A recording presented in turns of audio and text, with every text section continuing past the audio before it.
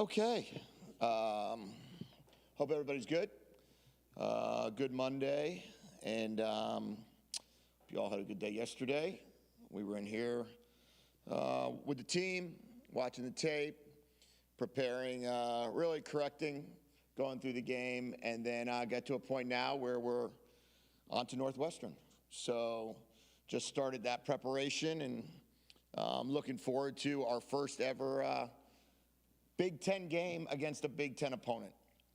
And I think that's super cool that we get the chance to open up Big Ten play in our stadium, 4 p.m.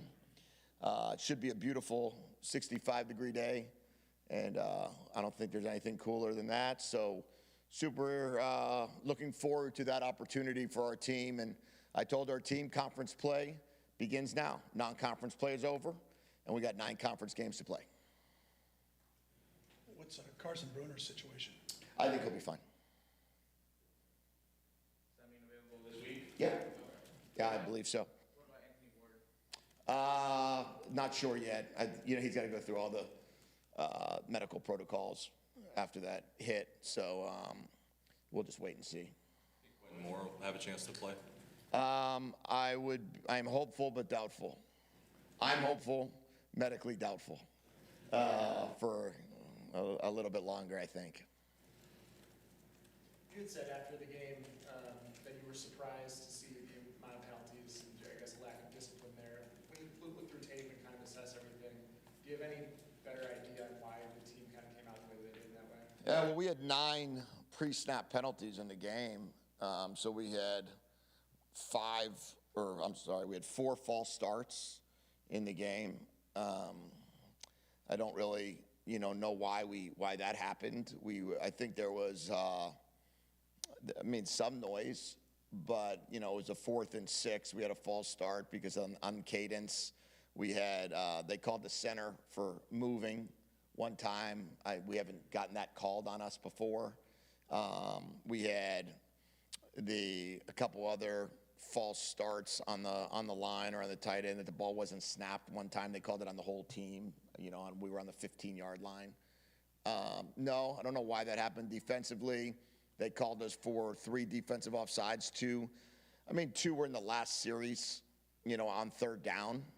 It was a 3rd and 11 on the 1, and obviously Valdez was trying to hope to make a play, and rather than just be patient and know that we were probably going to get the ball back in that situation. That was really frustrating. Then 3rd and 6, they got 3 guys to jump off sides on a clap cadence. And then they got Anthony Ward on a delay game for, I guess, making a move call, maybe they said. So, those are just pre-snap penalties that I can't explain why. And then the holding penalty on Jordan Shaw was very disappointing. 3rd and 18, had a sack, got him off the field, then instead 3 plays later they scored a touchdown. The DPI was on a go ball to Elijah Jackson where we wanted to play through his hands, and one of those deals that they called PI on, rightfully so. And then the holding penalty on Thad was holding. It was holding. There's no question about it. And then the face masks, we had 3 face masks. And as I said to Tristan Dunn, you can't grab a guy's face mask. And Isaiah Ward, let go of the face mask. And those are the things we've got to do better. And so disappointed, but, they called them right. Outside of the penalties, how did you assess the offensive line's play? The false starts are frustrating with, 20 yards of false starts. But other than that, the sacks weren't really on them. There was, Will dropped a snap on 3rd and 7 on the 20-yard line to go in and, hopefully score a touchdown to go up 14-10. There was another sack based on the snap. Didn't leave the ground. That was another sack. So I thought we had, too many sacks, but I think a lot of it came down to we had a screen called on one play where the screen runner didn't run the screen. So that was another sack. So I thought the offensive line played fine. We ran the ball for 130 yards or so. We got moving we moved the ball just fine. We had 460 yards of offense. But I just feel as if, in the end, too many mistakes to say that anybody played good. Jedd, 48 hours after that last play, the fourth and goal play, how do you kind of process that 2 days later?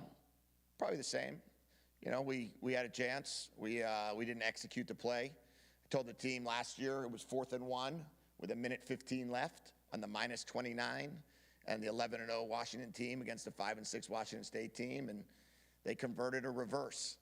A year later, it's 4th and 1 with 1:12 with a 24-19 game, and we don't convert on an option play. It happens. If the reverse doesn't convert, Washington State wins last year 24-21. So in our case, the option play didn't convert, and we didn't execute the play.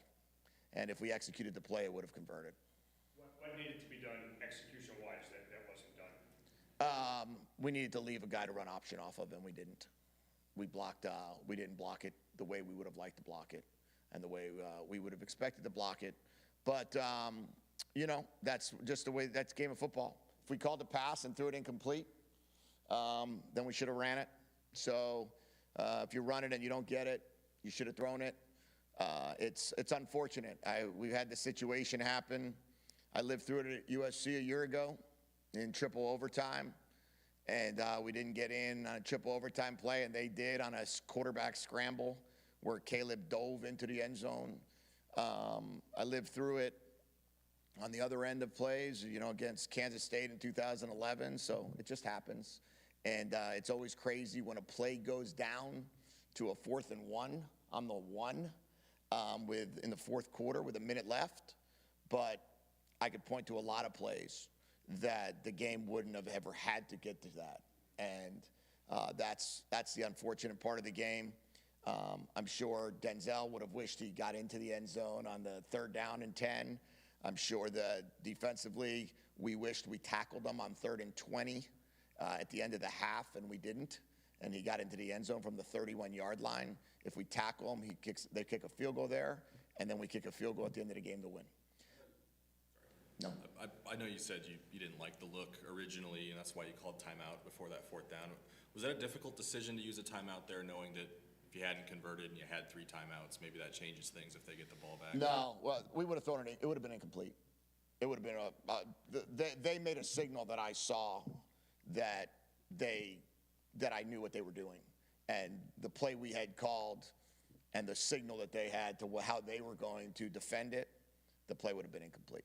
Do you still think that the defense that Washington State was in on 4th down, you still could have executed that play with success if it was run the right way? Before the timeout or after? Oh yeah, 100%. Yeah, 100%. There was no thought of when you saw what defense they were in, just let's take a delay and just go 4th and 6 and just. Yeah, I actually made that joke yesterday. I said, you know, what if you took a delay right there and then made a 4th and 6 and tried to explain that one? But no, because we didn't need to. The front was fine. It wasn't. We didn't leave a guy to run option. You got to leave one. If you're going to run option football, you got to leave one guy. And when you don't leave a guy, and the 52 becomes the guy that makes a tackle, 52 should have been blocked, and number 0 or number 8 should have been free and had to defend the quarterback and the running back. Oregon ran the same play against Oregon State for 60 yards onto the short side of the field on Saturday. Same play. Wound up just blocking it a little differently. Now that you've had 3 games to see the offense, how would you characterize the identity of this offense? Well, I mean, I think we're 8th in the country in explosive offense. We're 20th in the country in total offense. We're averaging 7.5 per play, I believe it is, 7.55 per play. So we're throwing the ball about 57% of the time. We're running the ball about 43% of the time. All of that feels very normal to me. It's who we want to be. Last year we finished the year 20th in offense. The year before we finished the year 20th in offense. And we're sitting here 20th right now. So let's try to get it, I guess, top 10. Passing offense, I think we're 12th this year. Last year we were 6th. year before 8th at Arizona. So, I think we're sitting where we want to be there as well. So we'll just continue to see if we can, throw the ball for 300 and run the ball for 200. That's our goal every week. This week, I think we were 316 and 136 or something like that to get to 452. So, or 326 and 126, something like that. So we got to try to run the ball a little bit better and try to continue to make explosive plays down the field. You came out with a real different defensive look, obviously, to stop Mateer. You didn't start Durfee or Isaiah Ward, who are two real mobile guys. I don't think they even played the entire first series. And then they kind of alternated the rest of the way. What was the thinking on that? Yeah, we came out with a 3 safety look. We gave a little bit different deal to be able to bracket the quarterback in different ways. And then we just kind of mix and match some other personnel groups. There's, the thing about the Patriot system, our system now, is that you're going to each week come up with a way that you believe you could limit a player, limit a group. And I think that when you look at the totality of the game, holding them to 24 points, the fact that we gave them the ball on the 29-yard line on a punt return, we gave them the ball on the 50-yard line on a punt return, on a kickoff return, and that they broke a 31-yard run with 30 seconds left. I believe they didn't have more than 50 or 60 yards in the second half. I think we did a great job on defense, just using the different packages to limit them. It's still hard to kind of keep Durfee and Ward limited to what they do, where they didn't play as much as they usually do. Yeah, I don't think so. I think you got to just do what's if you put them in and it's not, you got to do what's the best for each game, and that's what we're going to do. And that's schematically, that's our plan on offense and on defense and on special teams. And we're not going to get caught up in, and let's call it, who needs to be in the game for a certain play. We're going to decide what we think is the best way to stop a team. Coach, you talked about it last week, about getting off to a little bit slower start and wanting to get off to a faster start. And I'm sure you're looking at everything, but what are you looking at to maybe on both sides of the ball start a little bit faster and a little more aggressively? Well, we scored a touchdown on the second drive of the game. We kicked a field goal on the third drive of the game after we dropped a snap. So we were on the 14-yard line the third drive of the game, and we scored a touchdown on the second drive. So I don't know how much faster we could have started. I guess we could have scored on all 3 drives. But on offense and on defense, we stopped them on 4th down again. It was a 4th and 1. That's 2 weeks in a row. We stopped a team on the opening drive that chose to go for it on 4th and 1. Both times we stopped them. And so they came out with no points. And then after we scored, I believe they returned the kick all the way back. Or no, I'm sorry. After we went 3 and out, they returned the ball to the 29-yard line and we held them to a field goal. So, I look at it and I say, defensively, they held them on a 4th and 1, turnover on downs, and then after getting the ball on the plus 29, they held them to a field goal. I think that's pretty good on the defensive side. And on the offensive side, while we went 3 and out the first drive, the next 2 drives we scored points. So we scored 10 points in the 2 drives in the second and third drive of the game. And then after halftime, we kicked a field goal in the first drive after the half, so to make it 17-16. So we'll continue to keep getting better, but our job is to not get wrapped up in scoring first. We want to score last.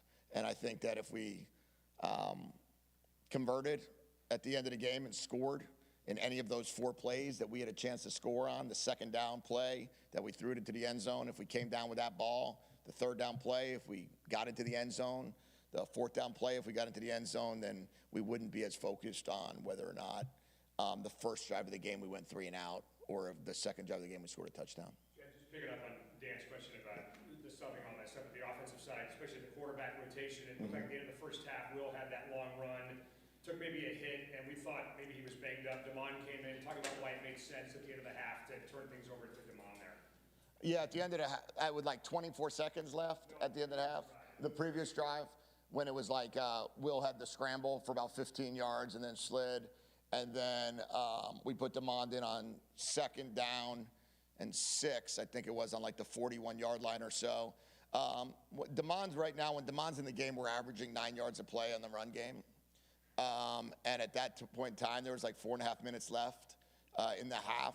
I thought it was a good opportunity for us to There was a certain run package that I liked. We ran the ball. We got 3 yards, 3.5 yards on the run. So then it became 3rd and 2.5. And then we kept him in because he certainly is a very able passer. I think he's 9 for 12 on the year.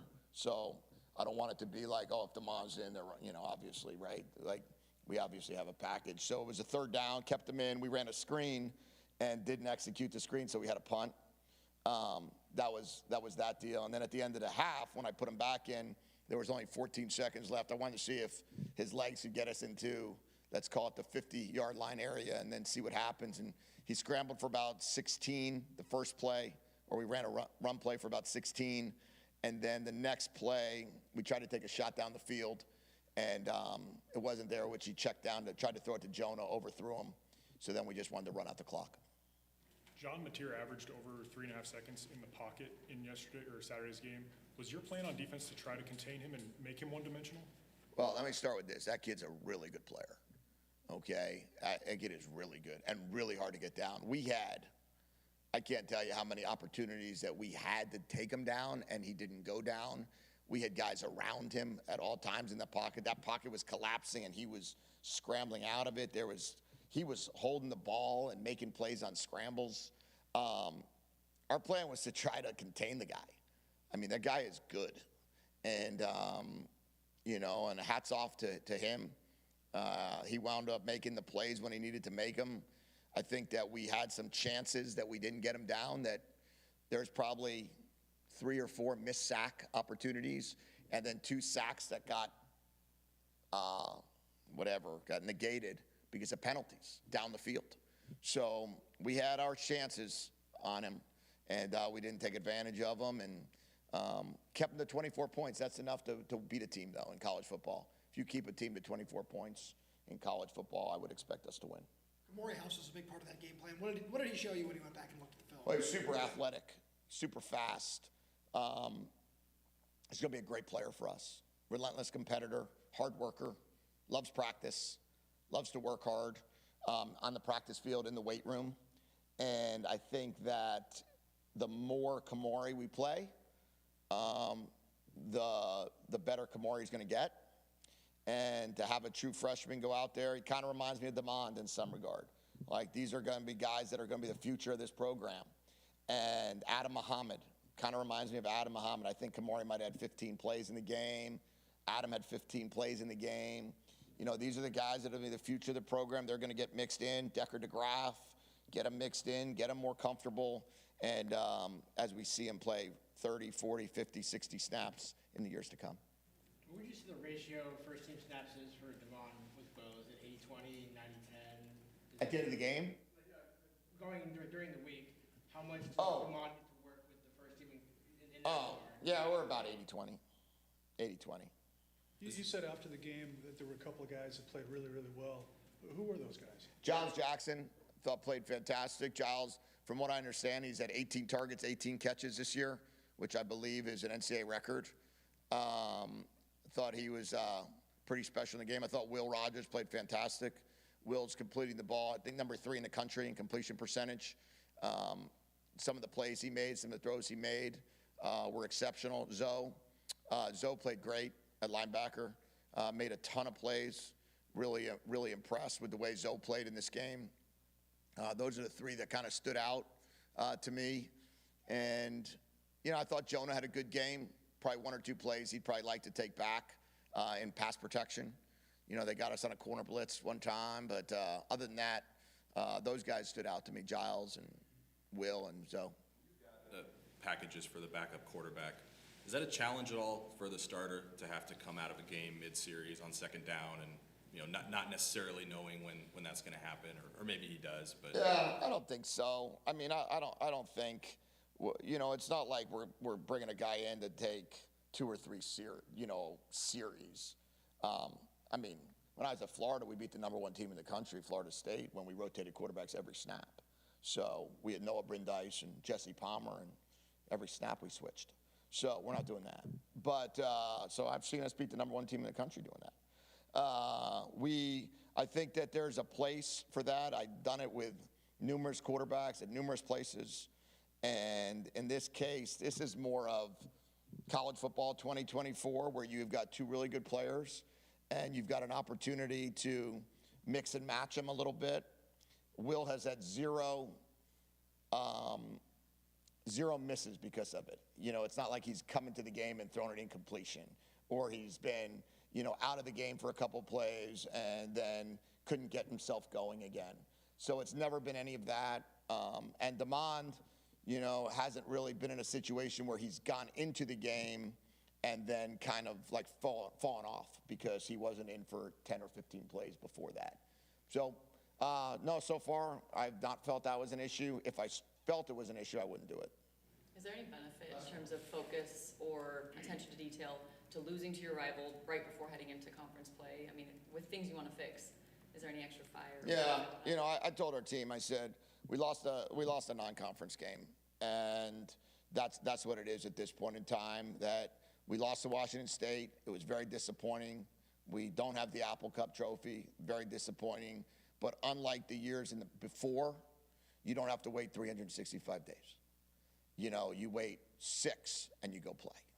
And that's what it's now about the Big Ten. We're 2-2 the last 4 years in this game. The last 2 years, as I said, one game on 24-21 one way, one went 24-19 the other way. It's two good teams. And as I said all week, they're a good team. They got good coaches. It's a good program. They've been together now 4 years with Coach Dickert. They know what they want to be. We went out there. We had a great game. It was a great football game that ended 36 inches short. Okay? All right. Thanks. Appreciate it.